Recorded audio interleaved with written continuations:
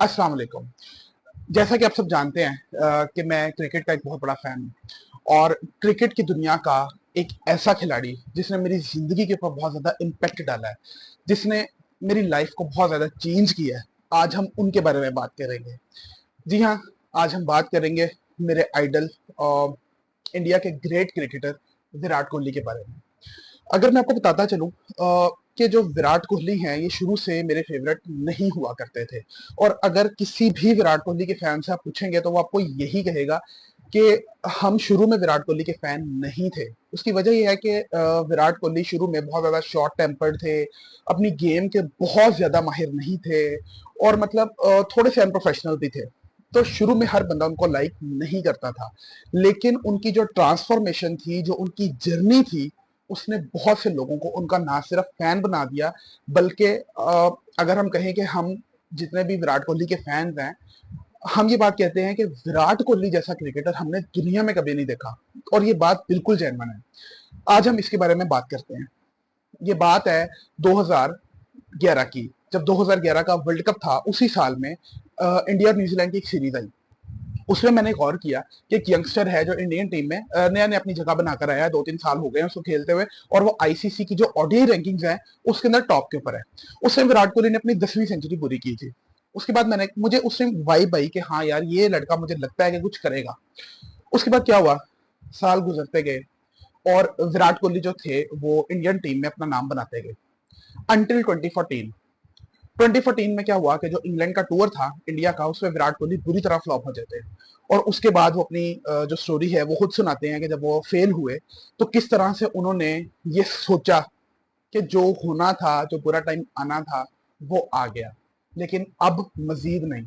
उसके बाद हमने सबने देखा कि विराट कोहली के अंदर जो उनकी गेम को लेकर पैशन था, जो भूख थी।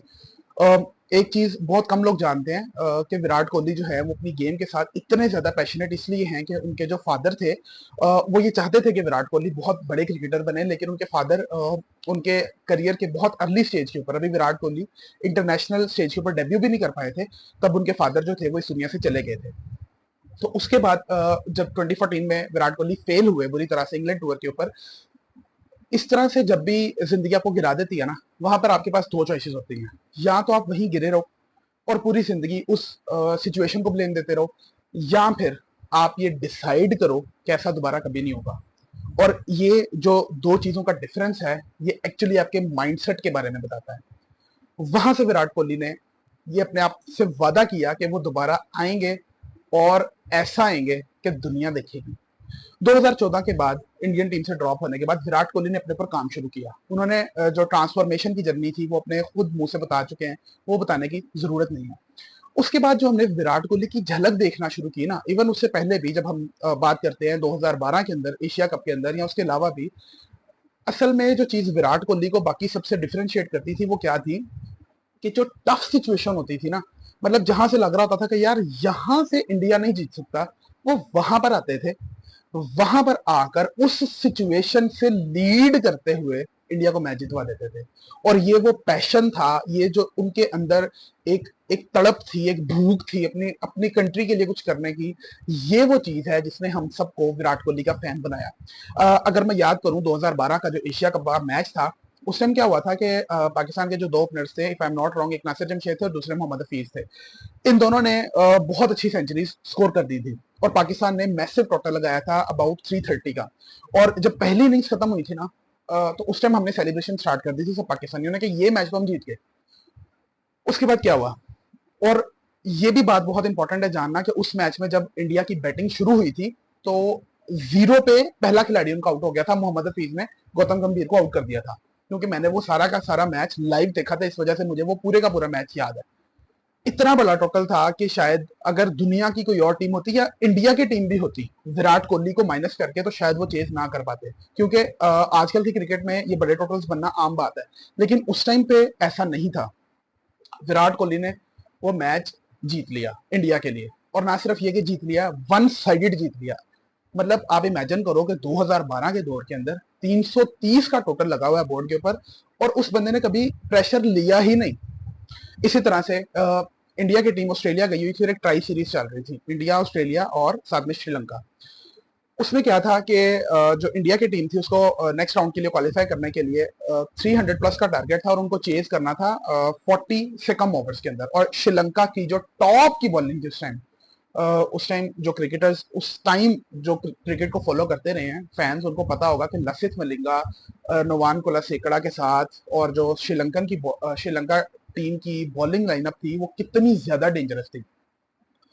उस बॉलिंग लाइनअप को विराट कोहली ने मार मार के दुम्बा बना दिया। और उसके बाद जो टारगेट 300 प्लस का 40 ओवर्स में चेज करना था, कैन यू इमेजिन कि उस बंदे ने 36 या 37 ओवर्स में वो टारगेट चेज कर दिया था।